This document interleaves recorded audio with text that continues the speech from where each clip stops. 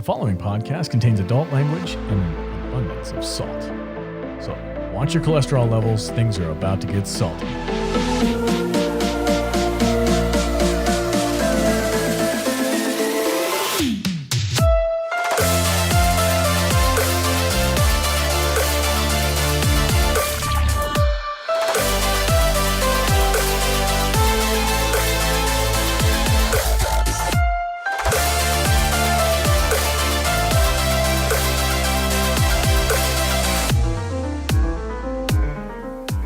Welcome back to another episode of the Salty Nerd Podcast, the place where we discuss movies, television, pop culture, and a healthy dose of salt.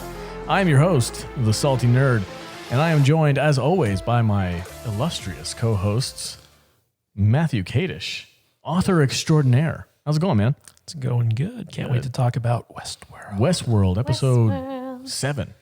I'm also joined by Jude. Juju, welcome back to the show, Jude. Hello. How are you doing? I'm good, thank you. How are you? I'm better now that you gave me this drink. And as always, the Dark Lord himself, MattVader 74. Not the barbarian? Not anymore. It's Star Wars. He leveled up. It's Star Wars month. We've got to He's change no longer it up. a barbarian. Changes He's on become the a god. topic. It changed. No, it's May. We got to. Alex just doesn't want to be called Boo. I wasn't going to call him Boo. My wife laughed so hard when she heard that. Did she really? Yeah, she really did. She was like, "That's hilarious." He calls you Boo. Well, You guys guess have a what? special relationship. I guess I'll keep calling you Boo. Great. All right, good. All right. Just because your wife likes it, which doesn't make it weird. No, not at all. Boo and the barbarian. Anyway, today's episode, we are going to be discussing Westworld, episode 7, Past Pawn. Westworld? Westworld. I'm This out. is your favorite show. We need you. We need Should your have had salt. Danny stay. No, because we all like this show, and Vader's the balance. lone voice of dissent. Just to start, I guess, I was pretty good with this episode this week until I watched Hax's video. Then he just fucked it all up for me. It's just like, Did you notice that he took our DeLorean thing?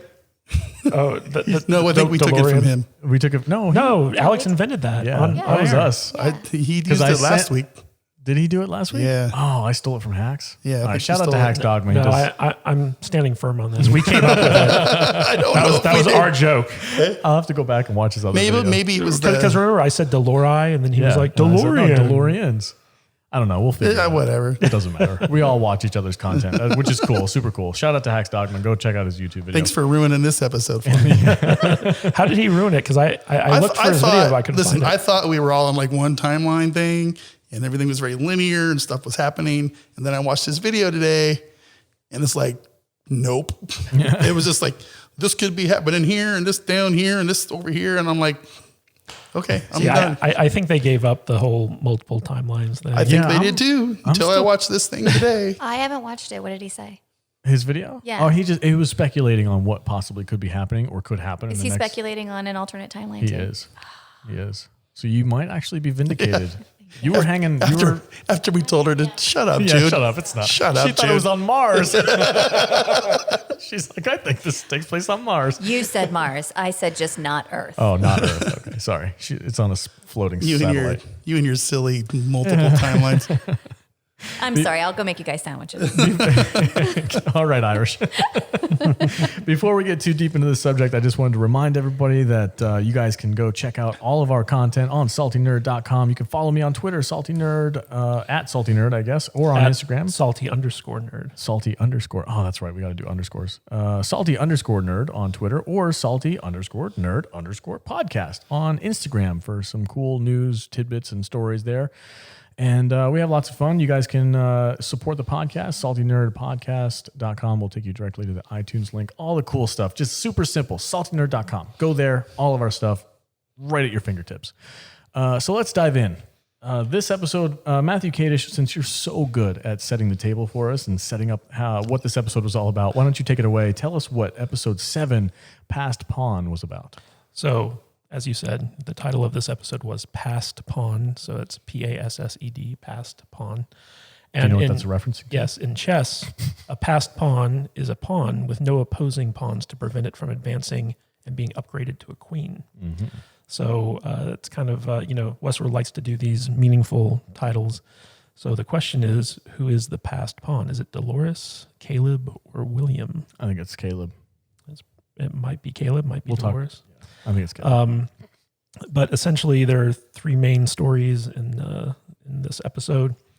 And it comes down to Caleb and Dolores visiting the predecessor to Rehoboam, which is Solomon, and trying to get an alternate strategy to defeat Sirach from they call it the insane AI, or it's more appropriately called the schizophrenic AI, which is Solomon. And while Caleb is kind of remembering his past and dealing with that, we also have William and Stubbs and Bernard kind of doing their own thing and dealing with William, and William basically saying that he's going to be the good guy because he's going to be the one who kills all the replicants, or hosts, I guess you'd call them.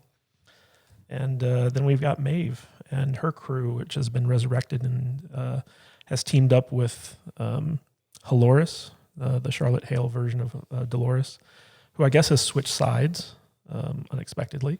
And so she resurrected Clementine and what's that other girl's name? Henario, the Japanese. From the Japanese world, Yeah. from Samurai world. Tattoo girl. Yeah, tattoo girl. Okay. And so they start the episode by basically killing the Musashi version of Dolores. Dude, what a cold open. Yeah, That was amazing. that was But that really- was really Maeve's good crew, opening though. It wasn't Dolores, was it? Well, was Dolores, Maeve. no, Dolores was the one who called Musashi and said that, I'm sending people to kill you. And so it looks like Dolores has teamed up with Sirach, even though I thought that Sirach was the one who killed her family. Yeah, I don't buy that. Yeah, it's kind of confusing. Yeah, that's a little weird. It I'm gonna have to get is? some clarification on that. It's confusing. What? A little don't bit. say. Really? A little bit. But this episode was primarily Caleb's episode, I guess you could say, for because sure. it was really about him discovering what really happened in his past. And funny enough, there was a little cameo in this episode by an actor, Enrico Colantoni, who you might recognize as the dad from Veronica Mars. He was also in one of Jonathan Nolan's previous shows called Person of Interest as the mysterious crime boss, Elias. So he's kind of one of Jonathan Nolan's staple favorite actors to put in things. And he made the nice little cameo appearance in this episode, which was kind of cool. Right on. Yeah, so basically there was a lot of fighting going on in this episode. There was a lot of double crossing and backstabbing, and this was one of my favorite episodes of the season. Was it better than last episode? Because you said you really enjoyed last episode, right? I did really enjoy the last episode, but this episode had some shit going down. It was really good. What did you think? So there's a lot of like weird subterfuge. How do you say that? Subterfuge. I can't say that word. I'm just going to say a lot of little winks and nods at things that are going on. The moment where Dolores takes Caleb into the area where Solomon is, it was. I didn't quite know what was going on, but one of the things that I really wanted to kind of pick up on and talk to you guys about was Caleb had to pick up an earpiece to hear what was going on. He wanted to communicate with Solomon. Dolores didn't have to do that. Yeah, she did. She touched her ear, but she did not pick up an earpiece. No, they picked up two earpieces and Dolores put one in, didn't she? That's I didn't negative. see that. Negative, sir. I could have sworn I saw It was a little bit of a sleight of hand on Dolores' part, and of course by the filmmakers, because they did physically have the camera on Dolores and they showed her touching her ear, but there was only one earpiece that was picked up.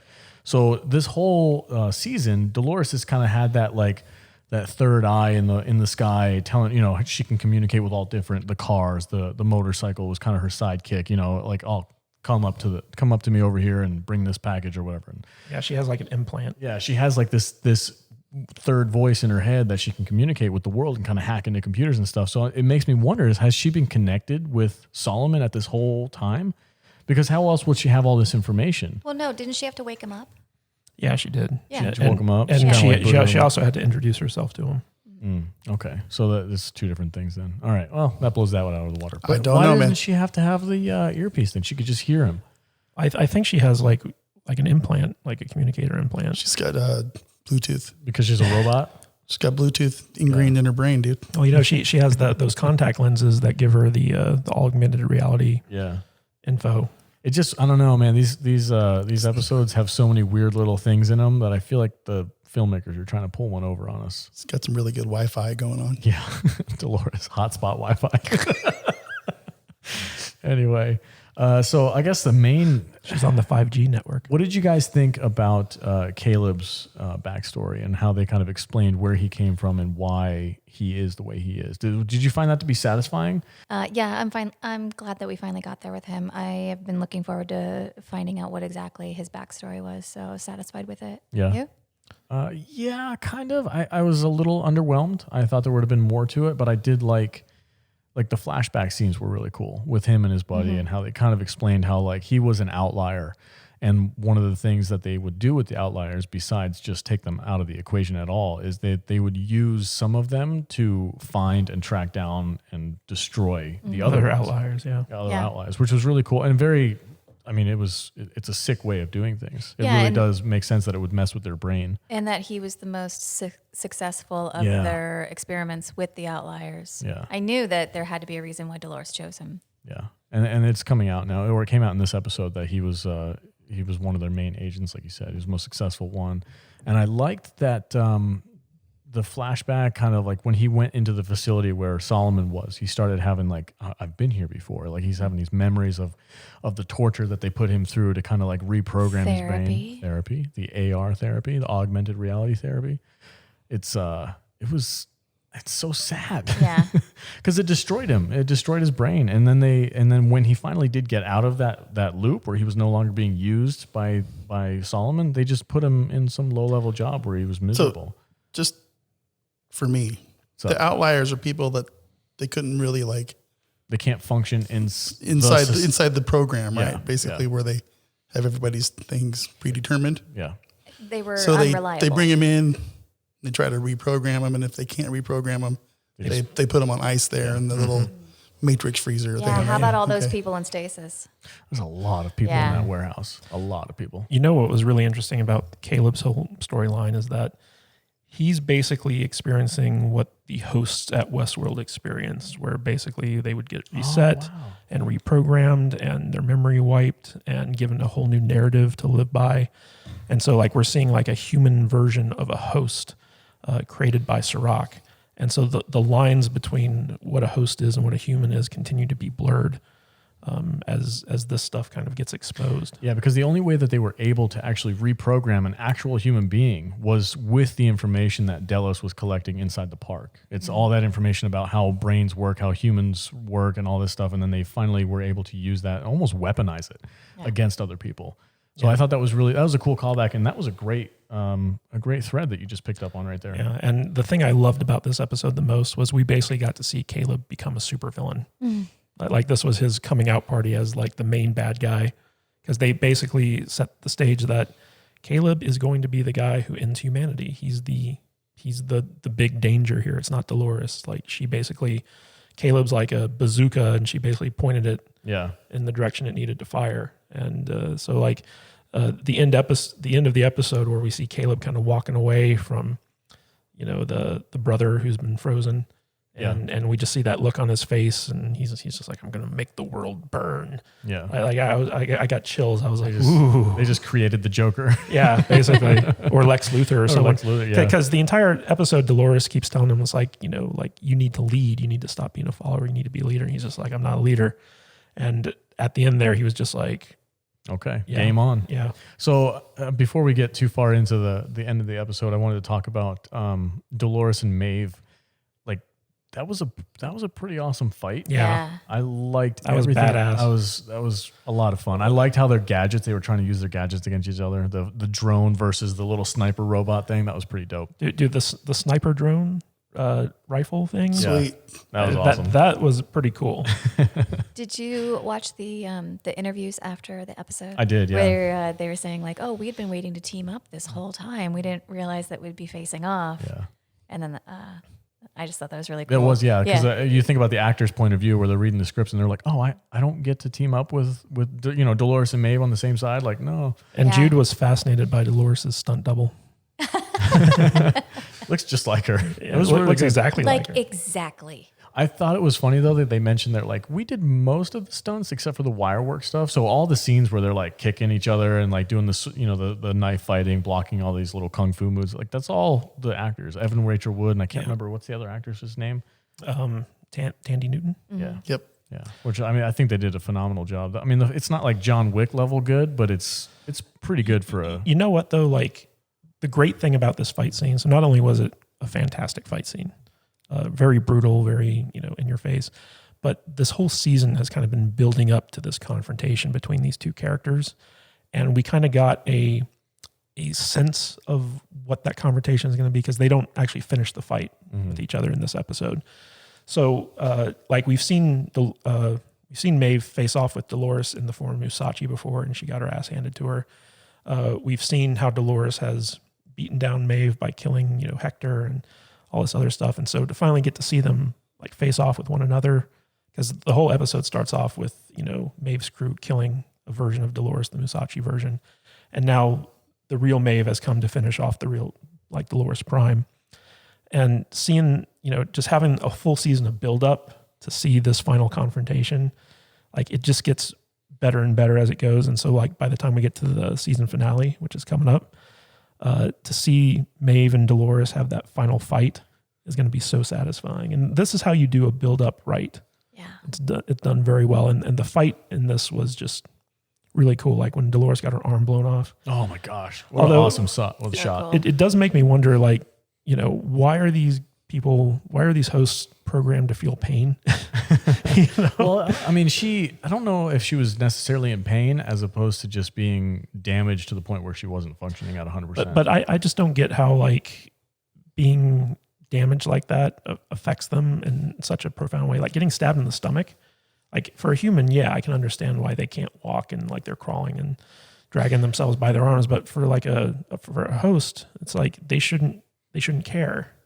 Well, they're not. Okay, so the way I take it is if you look back at like the first season, the early version of the park where the robots were actually made out of like basically metal components and they were all parts and pieces and stuff like that. But the opening credits kind of spells out how they make them. They're actually made out of legitimate like ligaments and muscle fibers.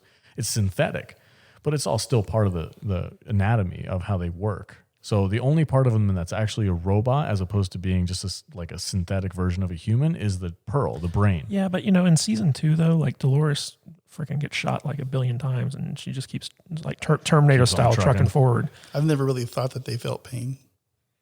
Well, it's part of their programming was to make them feel realistic. So like, I think Maeve and Dolores have a capability to turn it off if they do. Yeah. They didn't in this fight. Yeah, I don't know. I don't know if they were in pain as opposed to just like they were getting roughed up. And I mean, she lost an arm. That's going to have an effect on you. But she was still able to get up and move, get out of there. I mean, she was damaged for sure. But yeah, when she hit that EMP to save herself, Solomon was about to warn Caleb about something. Oh, yeah. And then he just goes offline. What do you think that warning was? I have no idea. But I got to tell you, man, I'm a little bit worried that we only have one more episode left. I feel like there's so much that needs to happen. They're going to leave us on a freaking cliffhanger and we're going to have to wait 2 freaking years before we find out what happens. I've heard that they've okayed 6 seasons. 6? So we're on what? It'll be 4 next season? So we're halfway. Yeah. I'm going to be pissed if they leave us on a cliffhanger. I'm really going to be upset. Because, I mean, the Men in Black, like I was very disappointed with William this episode. I wanted so much more out of him in the last 2 episodes. And I'm like, nothing. He did nothing. He went on a car ride with Bernard and Strug. Are you kidding? He didn't do anything. He was still in his straitjacket. Well, no, like he didn't do anything, but Ed Harris was just such a badass. I mean, yes, he's a badass. He looked at them. He's like, "You better kill me now because I'm going to kill every last one of you." Yeah. And why didn't they just kill him?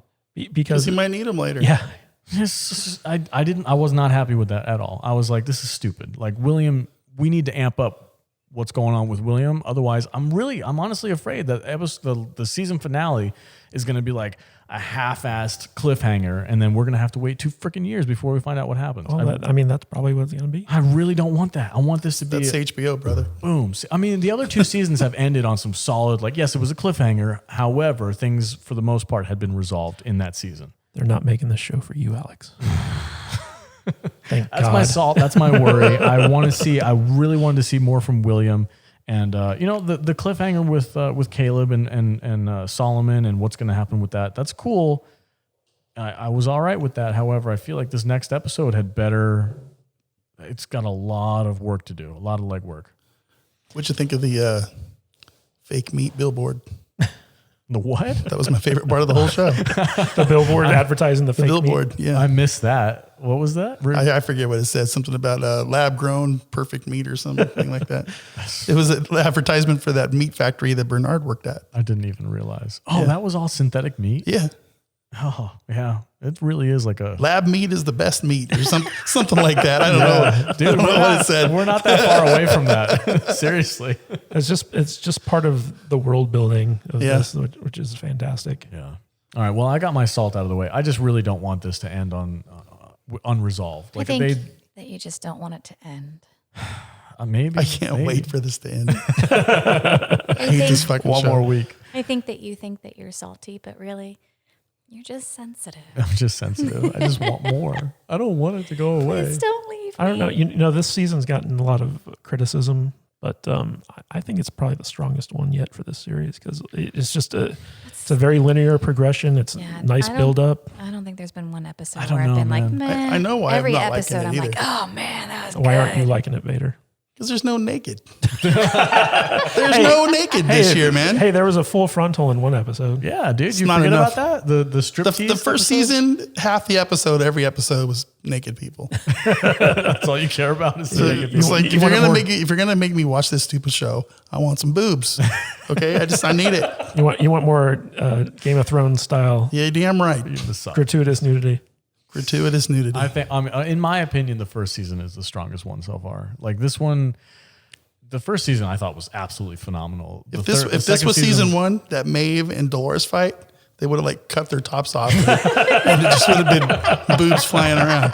isn't that's kind of par for the course for HBO shows Yeah. though? Because Game of Thrones did the same thing Well, with hey- Amelia Clark. Amelia Clark was naked at least once well, episode, no, for like episode- 3 seasons. Yeah. Episode 2 this season, Andy Newton was completely naked because remember she wakes up in the processing center and she's like, Oh completely- yeah, they did Yeah. show. Yeah, she was doing like an autopsy though, right? She was cut open. I feel like I can't I remember. don't But know. anyway, No. that's besides the point.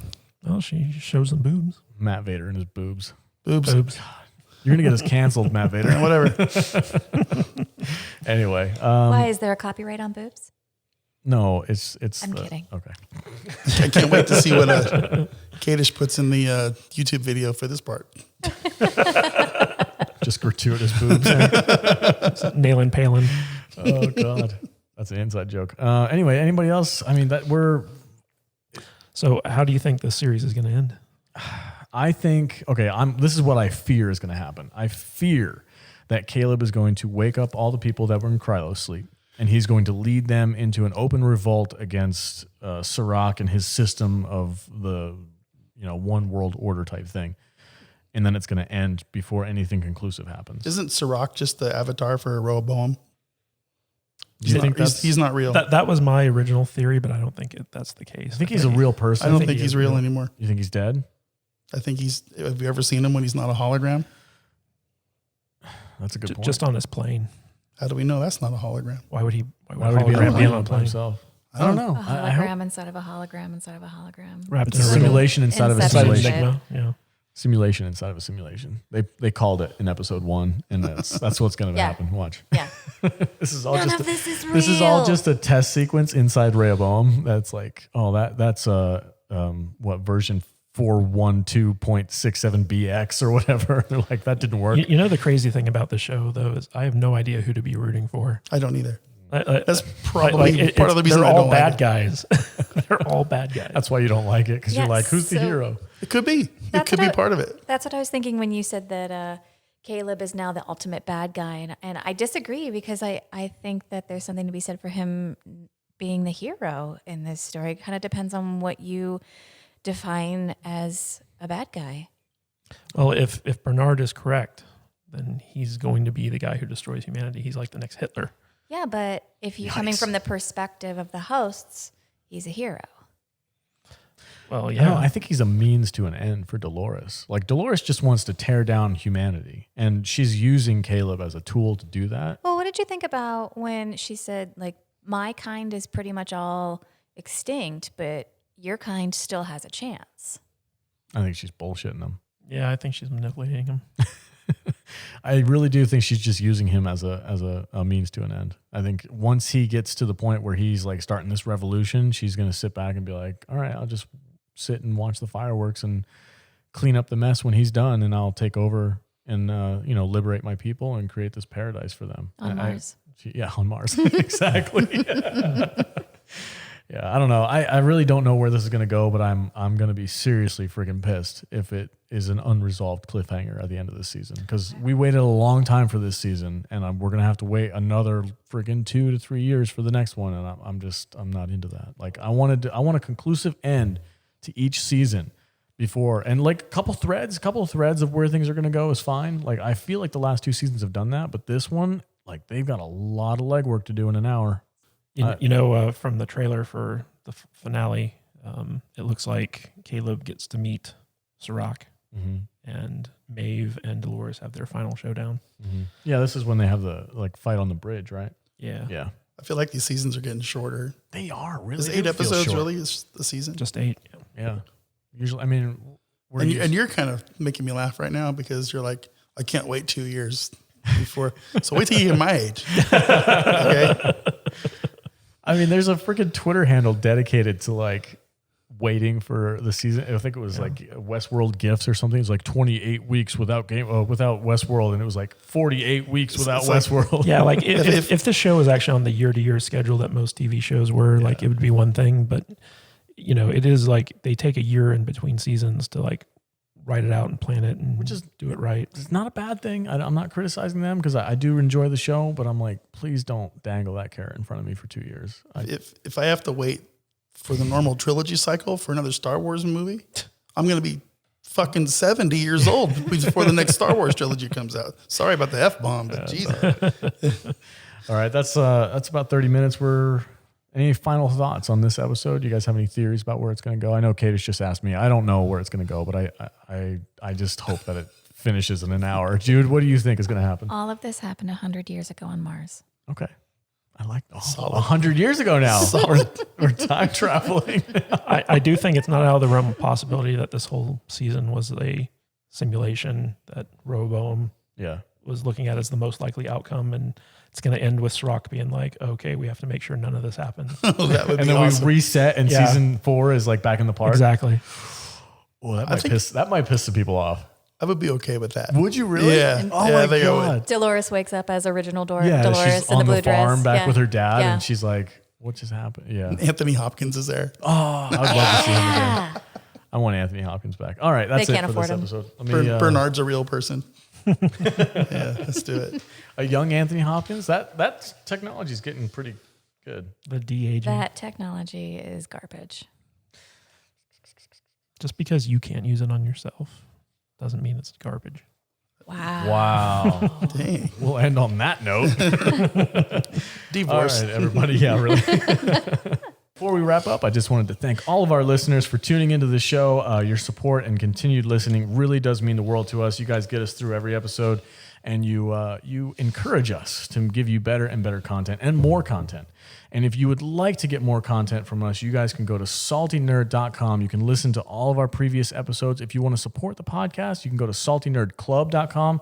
That takes you straight to our Patreon account where you can donate some money to us, which will, again, help us to not only get better equipment like we just did, courtesy to Matthew Kadish for doing all the shopping for us, but we're going to post some pictures of this stuff pretty soon because it's pretty dope. And you guys can help support the podcast, help it grow. The more we get from you listeners, the more feedback we get from you, either whether it's on Twitter or Instagram or somewhere, the more we feel that we're contributing and we're giving you guys a quality product. So don't forget, go to saltynerd.com and support the podcast. Thank you guys. And as always, we're going to sign off real quick. Matthew Kadish, where can they find you on the socials?